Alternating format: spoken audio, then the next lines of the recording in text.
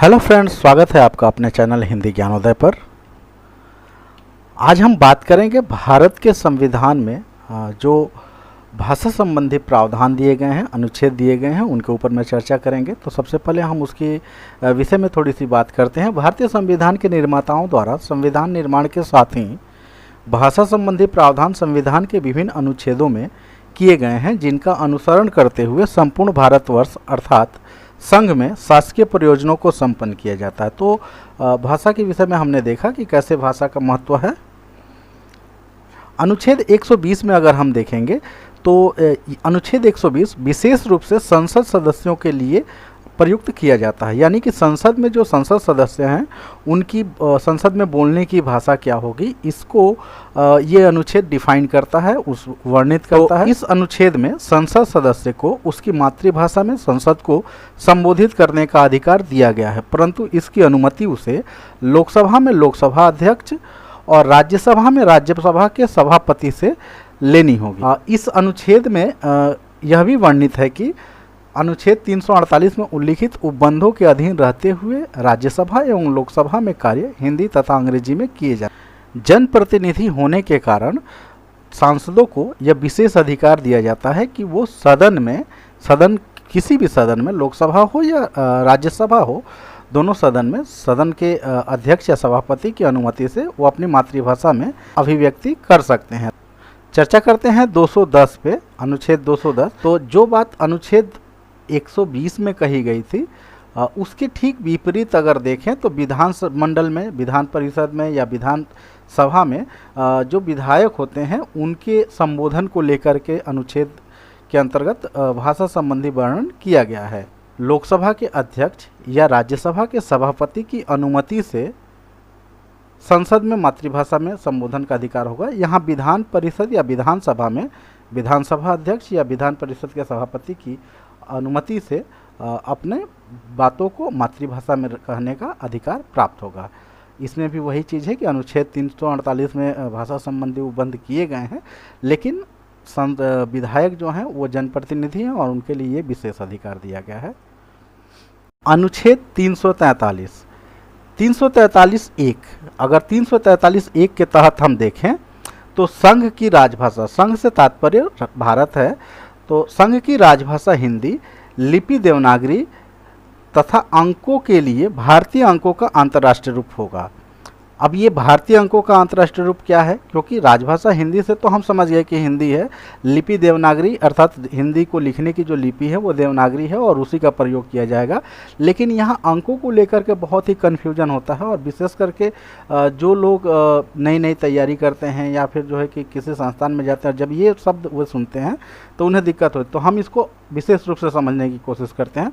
तो देखिए, भारतीय अंकों का अंतर्राष्ट्रीय रूप ये अंक हैं, जिसे हम भ्रमवश कहें या फिर जो है कि जानकारी के अभाव में हम इसे अंग्रेजी के अंक कहते हैं या फिर इंग्लिश के न्यूमेरिकल के रूप में जानते हैं, लेकिन ये इंग्लिश के नहीं है, ये भारतीय अंकों के अंतर्राष्ट्रीय रूप हैं। उसी प्रकार देवनागरी अगर हम कहेंगे कि भाई ये हिंदी के अंक है, तो ये हिंदी के नहीं है, ये देवनागरी के अंक हैं, इसे हम देवनागरी के अंक कहते हैं। और अगर रोमन की कहें या जिसे अंग्रेजी कहते हैं उसे कहें, तो ये जो हैं आपके रोमन के अंक हैं और अंग्रेजी के अंक भी इसे हम अब कह सकते हैं। लेकिन इन अंकों को आप अंग्रेजी का कतई ना कहें, ये भारतीय अंकों के अंतर्राष्ट्रीय रूप हैं। तो अब आते हैं 343 के 2 में क्या बात कही गई है। तो संविधान लागू होने से 15 वर्ष तक, यानी कि 26 जनवरी 1965 तक हिंदी के साथ साथ अंग्रेजी का प्रयोग भी होता रहेगा। इस अवधि के दौरान राष्ट्रपति द्वारा आदेश देकर हिंदी भाषा तथा देवनागरी अंक को प्राधिकृत कर सकेगा। मतलब जो राष्ट्रपति महोदय द्वारा इसे जो है कि 1950 से 65 के बीच में अगर वो चाहते तो आदेश दे करके कर सकते थे, और ऐसा किया भी गया, जो हम आगे देखेंगे। अनुच्छेद 343 का 3, इसमें क्या है, संसद 15 वर्ष की अवधि समाप्त होने के बाद भी इसे विधि द्वारा बढ़ा सकती है और अंग्रेजी भाषा तथा अंकों के रूप को आगे तक जारी रख सकती है। यानी ये बात कही गई कि अगर इन 15 वर्षों के अंदर में हिंदी को उस स्थिति में नहीं पाया गया कि इसे पूरे देश पे लागू किया जाए, तो भाषा संबंधी विवाद से बचने के लिए एक प्रावधान किया गया कि संसद जो है 15 वर्ष के बाद भी इसके समय अवधि को बढ़ा सकती है 5 वर्ष के लिए या फिर आगे और 10 वर्ष के लिए। और यही कारण है कि भाषा संबंधी जो विवाद है आज भी उसी वैसा ही है, और हिंदी आज भी राजभाषा तो हो गई लेकिन राष्ट्रभाषा नहीं बन पाई, क्योंकि हर बार संसद द्वारा जो है 5 वर्षों के लिए इसे बढ़ा दिया जाता है। और ऐसे करते करते 1965 में जहां हिंदी को पूरी तरह से लागू होना था, आज 2020 होने के बाद भी हिंदी अपने उस स्थान को प्राप्त नहीं कर पाई है। तो इसी प्रावधान के तहत जो है कि संविधान में जो प्रावधान है वो किया गया है, ताकि भाषा को सरलता से सुगमता से लागू किया जा सके और इसे किसी के ऊपर थोप ही ना जाए। आगे देखते हैं। अनुच्छेद 344 के 1 में देखते हैं, संविधान के लागू होने के 5 वर्ष बाद अर्थात 1955 में प्रथम राजभाषा आयोग गठन की व्यवस्था की गई, और उसके 10 वर्ष बाद आदेश द्वारा आयोग गठित करने की व्यवस्था की गई, जो 8वीं अनुसूची की भाषाओं का प्रतिनिधित्व करने वाले सदस्यों को लेकर गठित होगी, जिन्हें राष्ट्रपति द्वारा नियुक्त किया जाएगा। तो ये बात कही गई थी 344 में, और उसका अनुसरण करते हुए आगे काम भी। आयोग अन्य बातों के साथ साथ सरकारी कामकाज में राजभाषा हिंदी के क्रमिक प्रयोग के बारे में राष्ट्रपति को अपनी सिफारिशें प्रस्तुत करेगा। तो ये आयोग को जो क्या शक्तियाँ दी गई थी और उनका काम क्या होगा उसको डिफाइन किया गया 344(2) में। 344(3) में अगर देखें तो आयोग की सिफारिशों पर राय देने के लिए संसदीय राजभाषा समिति का गठन किया गया। तो संसदीय राजभाषा समिति के विषय में एक प्रश्न बनता है कि गठन किसके अनुसार किया गया है, तो ये 344 अनुच्छेद है जिसके तहत ये इसका गठन किया गया है।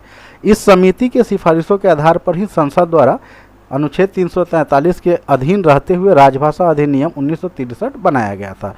तो ये 344 के विषय में कुछ प्रमुख बातें हैं जिनको हम बहुत ही सरल शब्दों में समझने की कोशिश कर रहे हैं, और इसके लिए आपके लिए एक विशेष रूप से सिंपल और सहज शब्दों में कहें तो इसे तैयार किया गया ताकि आप हमेशा अपने मेमोरी में इसे याद करके रख सकें।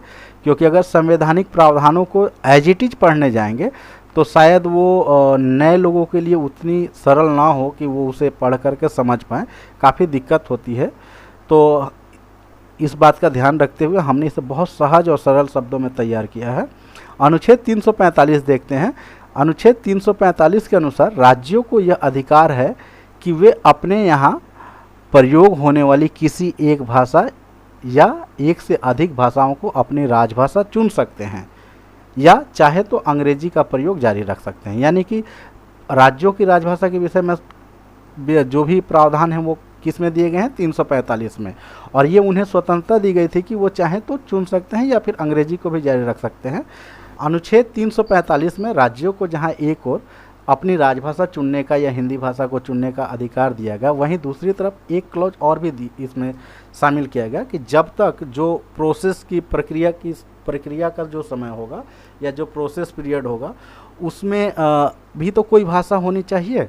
शासन व्यवस्था को तो हम ऐसे नहीं छोड़ सकते, शासकीय प्रयोजनों में तो काम तो जारी रखना होगा। तो उसमें एक वर्डिंग और जोड़ी गई है कि जब तक विधानमंडल विधि द्वारा यानी कि प्रक्रिया को फॉलो करते हुए कोई उपबंध न कर ले, तब तक अंग्रेजी का प्रयोग राज्य की शासकीय प्रयोजनों के लिए वैसे ही जारी रहेगा जैसा कि संविधान लागू होने के पहले था।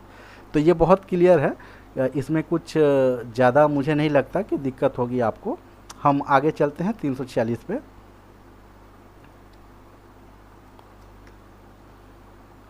346 में अगर हम देखें तो एक राज्य से दूसरे राज्य या किसी राज्य और संघ के बीच पत्राचार की राजभाषा क्या होगी उसको लेकर के इसमें प्रावधान दिए गए हैं। संघ में शासकीय प्रयोजनों के लिए प्रयोग किए जाने वाले तत्समय प्राधिकृत भाषा एक राज्य और दूसरे राज्य के बीच तथा किसी राज्य और संघ के बीच पत्रादि की राजभाषा होगी। ये जैसा संवैधानिक प्रावधान में दिया गया है हमने एज इट इज लिया है, इसको हमने बहुत सिंप्लीफाई किया है और आपके लिए देखते हैं कि इसका सामान्य भाषा में अगर हम समझें सरल शब्दों में तो क्या होगा। देश के शासकीय प्रयोजनों के लिए उस समय की भाषा जो कि अंग्रेजी थी का प्रयोग एक राज्य और दूसरे राज्य के बीच तथा राज्य और संघ के बीच पत्राचार के लिए किए जाने का प्रावधान था। लेकिन राज्य आपसी सहमति से हिंदी का प्रयोग कर सकते हैं। तो ये 346 में, अनुच्छेद 346 में ये दिया गया है। हम आगे देखें 347। तो 347 में कहा गया है, किसी राज्य की जनसंख्या का पर्याप्त भाग यह चाहता है कि उसके द्वारा बोली जाने वाली भाषा को राज्य द्वारा मान्यता दी जाए, तो इस अनुच्छेद के तहत 347 के तहत राष्ट्रपति महोदय राज्य की मांग के आधार पर उस भाषा को उस राज्य में सर्वत्र यानी पूरे राज्य में या किसी भाग में सरकारी कामकाज के लिए मान्यता दे सकते हैं। झारखंड के संथाल परगना में जो है संथाली भाषा को लेकर के वहाँ के कामकाज राज्य के किए जाते हैं, जबकि झारखंड की राजभाषा हिंदी है। इसके अलावा भी अन्य राजभाषाएं हैं, लेकिन हिंदी मुख्य भाषा है। संथाली भी है वहाँ पे। तो संथाली को एक क्षेत्र विशेष के लिए बनाया गया, तो इसका प्रावधान इसी अनुच्छेद के तहत किया गया है। अनुच्छेद 348 का एक, इस अनुच्छेद में यह प्रावधान किया गया है कि जब तक संसद कोई दूसरा कानून नहीं बनाती, तब तक उच्चतम न्यायालय और उच्च न्यायालयों की सभी कार्रवाइयाँ अंग्रेजी में होंगी। संसद और राज्य विधानमंडल में कानून के साथ संविधान के या संविधान के तहत बनाए गए नियमों, आदेशों, विनियमों और उपविधियों का प्राधिकृत पाठ अंग्रेजी में होगा। अधिकृत अर्थात कि ऑथराइज जो भी डॉक्यूमेंट होंगे जिनको कि वैलिड माना जाएगा कानूनी अगर संदर्भों में देखें तो उसके लिए यहाँ पे कहा गया है कि वो अंग्रेजी ही जो पाठ होगा वो उसके लिए प्राधिकृत माना जाएगा। अगर 48(2) में देखें तो किसी राज्य का राज्यपाल राष्ट्रपति की पूर्वानुमति से अपने राज्य के उच्च न्यायालयों के निर्णयों, आदेशों आदि को छोड़कर शेष कार्यों के लिए हिंदी राज्य की राजभाषा का प्रयोग प्राधिकृत कर सकता। किसी राज्य में विधि के लिए अंग्रेजी को छोड़कर कोई दूसरी भाषा नियत की गई है, यानी कि दूसरी भाषा कोई लागू की गई है, तो राज्यपाल के प्राधिकार से राज्य के गजट में प्रकाशित विधियों, नियमों आदि का अंग्रेजी अनुवाद उनका प्राधिकृत पाठ होगा। यानी कि जो उनके द्वारा गजट में प्रकाशित कराया जाएगा अंग्रेजी अनुवाद जो है वही जो है उसके लिए प्राधिकृत यानी कि ऑथराइज या लीगल डॉक्यूमेंट्स के रूप में माना जाएगा। अब हम आगे देखते हैं 349, अनुच्छेद 349 की अगर हम बात करें तो इसमें कहा गया है कि अनुच्छेद के अनुसार 348 के 1 में उल्लिखित भाषा को भाषा व्यवस्था में परिवर्तन के लिए यदि 1965 से पहले, यानी कि जो याद होगा कि संविधान 1950 में लागू हुआ था और 15 वर्ष का प्रावधान किया गया था कि 15 वर्षों तक जो है आदेश द्वारा राष्ट्रपति महोदय बीच में कोई भाषा संबंधी चीज़ों को जोड़ सकते हैं या उस पर कोई जो है अपना आदेश ला सकते हैं। लेकिन 65 के बाद ही जो है कि हिंदी को प्रतिस्थापित किया जाए अंग्रेजी के साथ में। तो जब 65 के पहले अगर कुछ हम करते हैं तो उसके लिए हमें क्या करना होगा, कुछ उपबंध दिए गए थे। तो वही बात यहाँ पे कही गई है। 349 में उसका उल्लेख है कि 348(1) में उल्लेखित भाषा की व्यवस्था में परिवर्तन के लिए यदि 1965 से पहले कानून बनाया जाता है तो उसके लिए राष्ट्रपति की अनुमति प्राप्त करनी अनिवार्य है तथा राष्ट्रपति अनुच्छेद 344 के अधीन गठित आयोग या समिति की रिपोर्टों पर विचार करने के उपरांत ही अनुमति दे सकते थे। अर्थात यहाँ कहने का तात्पर्य है कि 1965 तक तो जो भाषा संबंधी 15 वर्षों का एक क्रमिक जो ढांचा बना दिया गया था वो चालू रहना था, उसे जारी रखना था। लेकिन इस बीच में अगर मान लीजिए कोई चेंज करना है या कोई नया कानून लेकर के आना है, संसद द्वारा कोई चीज़ तैयार किया जाना है, तो संसद क्या करेगा कि वो राष्ट्रपति से अनुमति के लिए एक अनुमति मांगेगा कि मतलब जो है कि हमें जो है इसके लिए अनुमति दी जाए ताकि हम उसमें करें। लेकिन राष्ट्रपति भी डायरेक्ट अनुमति नहीं दे सकते। उन्हें अनुमति देने के लिए क्या है कि 344 में क्या था कि समिति या आयोग बनाने की जो शक्ति है वो 344 अनुच्छेद में दिया गया था। तो इसके द्वारा जो समिति गठित की गई, आप देखेंगे कि 1955 में और 1957 में एक आयोग और एक समिति का गठन किया गया था। तो इसमें जो गठित की समिति है या आयोग है उसकी रिपोर्ट पर विचार करेंगे पहले, और उस पर विचार करते हुए ही अनुमति दे सकते हैं राष्ट्रपति महोदय। और सन 1963 के अधिनियम के लिए राष्ट्रपति की अनुमति के बाद ही संसद में पेश किया गया था। यानी कि 1963 का जो अधिनियम बनाया गया था उसमें इस फॉर्मेलिटीज़ को पूरी की गई थी, तभी जाकर के उसको एक्ट के रूप में परिवर्तित किया गया था। तो ये 349 में है कि भाषा संबंधी कोई प्रावधान जो है अगर आपको चेंज करना है या नया कुछ लाना है तो उसके लिए राष्ट्रपति महोदय की अनुमति है, लेकिन ये 1965 तक ही केवल था। अनुच्छेद 350, इस अनुच्छेद के अनुसार भारत के प्रत्येक नागरिक को यह अधिकार है कि वह अपने व्यथा के निवारण के लिए अपना आवेदन या अभ्यावेदन सरकारी पदाधिकारी के आगे किसी भी भाषा में दे सकता है। किसी भी भाषा में दे सकता है, लेकिन इसमें कुछ शर्तें हैं जिसको हमें साथ में देखना होगा। वो शर्तें क्या हैं? तो वो शर्तें ये हैं कि आवेदन केंद्र सरकार के कार्यालय में अगर के कर्मचारी को अगर दी जा रही है, कार्यालय में उसके कर्मचारी को दी जा रही है केंद्र सरकार के, तो संघ में प्रयुक्त भाषाओं में से कोई एक भाषा होनी चाहिए उस आवेदन की भाषा, तभी आप दे सकते हैं और वो स्वीकार्य होंगी। और यदि किसी राज्य कर्मचारी को दी जा रही है, संबोधित है, तो उसमें राज्य में प्रयुक्त होने वाली भाषाओं में हो सकते हैं। जैसे मान लीजिए हम बंगाल में दे रहे हैं तो अंग्रेजी या बांग्ला में दे सकते हैं, हिंदी तो है ही। और अगर केंद्र सरकार के किसी कार्यालय में हम बंगाल के में अगर वो स्थित है तो उसमें अगर दे रहे हैं तो हिंदी, अंग्रेजी या फिर बांग्ला में भी हम दे सकते हैं।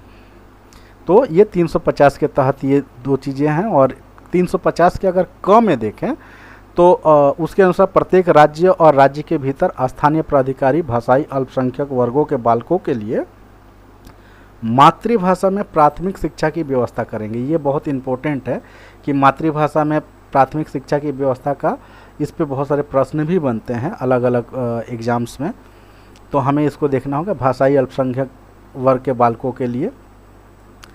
इसके आगे अगर हम देखें तो भाषाई अल्पसंख्यक वर्गों के लिए एक विशेष अधिकारी होगा।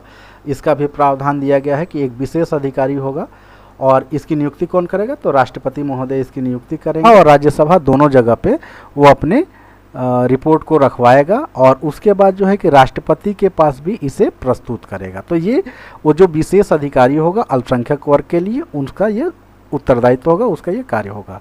अगर 351 अनुच्छेद को देखें तो ये बहुत इंपॉर्टेंट अनुच्छेद है। इसमें कुछ वर्ड हैं जिन्हें आपको हमेशा याद रखना है।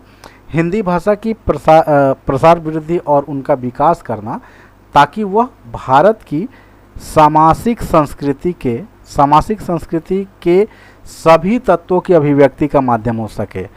ये एक बहुत ही इम्पोर्टेंट शब्द है। ये बहुत बार शॉर्ट क्वेश्चन पूछा जाता है कि 351 में एक संस्कृति के साथ में कोई शब्द का प्रयोग किया गया, वो क्या है? तो वो शब्द है सामासिक। सामासिक शब्द का प्रयोग किया गया है। और भाषा की आत्मीयता में हस्तक्षेप किए बिना, भाषा की आत्मीयता में हस्तक्षेप यानी कि भाषा के जो रूप है और जो उसकी सौंदर्य है उसको बिना तोड़े मरोड़े, उसमें कोई बाहरी मतलब हस्तक्षेप किए बिना हिंदुस्तानी और अष्टम अनुसूची में उल्लिखित अन्य भारतीय भाषाओं के रूप शैली और पदावली को आत्मसात करते हुए शब्द भंडार के लिए मुख्यतः संस्कृत से और गौणतः उल्लिखित भाषाओं से शब्द ग्रहण करते हुए उसकी समृद्धि सुनिश्चित करना संघ का कर्तव्य होगा। यानी कि हमें मूलतः शब्द कहाँ से लेने हैं? संस्कृत से, और गौणतः बाकी के जो भारतीय भाषाएं हैं, जो 22 भाषाएं हैं संविधान के अंतर्गत उल्लेखित, उसमें हिंदी को अगर हम छोड़ दें तो 21 भाषाएं और भी बचती हैं, उनसे हम शब्द लें। तो इस प्रकार हम देखते हैं कि अनुच्छेद 351 में हिंदी भाषा के प्रचार प्रसार के लिए या प्रसार वृद्धि के लिए सामासिक संस्कृति के सभी तत्वों की अभिव्यक्ति का माध्यम बनाने का एक जोर दिया गया है इसके ऊपर में। साथ ही जो अन्य उल्लेखित भाषाएं हैं उनमें ये कोशिश की गई है कि उनके रूप शैली और पदावली को आत्मसात किया जाए, लेकिन ये भी ध्यान रखा जाए कि उनकी आत्मीयता यानी कि उनकी जो मूल संरचना है उसमें किसी तरह का हस्तक्षेप ना हो। और इसका ध्यान रखते हुए हमें जो हिंदी में शब्द भंडार बढ़ाने हैं उसके लिए अधिकांश मतलब मुख्यतः का मतलब यहाँ यही होता है कि अधिकांश शब्द संस्कृत से लिए जाए, और गौणतः मतलब जो है न्यूनतम, जहाँ पे जब कोई हमें ऑप्शन नहीं मिलता संस्कृत में बहुत क्लिष्ट शब्द है तो हम अन्य भारतीय भाषाओं से भी शब्द ले सकते हैं। जैसे बहुत सारे शब्द लिए भी गए हैं इसमें जब हम उस पर चर्चा करेंगे आगे तो देखेंगे कि कौन कौन से शब्द किस किस भाषा से लिए गए हैं। आज की इस वीडियो में हमने राजभाषा संबंधी संवैधानिक प्रावधानों पर सरल भाषा में विस्तृत चर्चा की। आशा करते हैं हमारे इस वीडियो से आपको लाभ हुआ होगा, और आगे भी हमारे वीडियो का लाभ लेने के लिए हमारे चैनल को सब्सक्राइब करें, बेल आइकन को दबाएं ताकि हमारा वीडियो आपको सबसे पहले मिले। हमारे साथ जुड़े रहने के लिए बहुत बहुत धन्यवाद।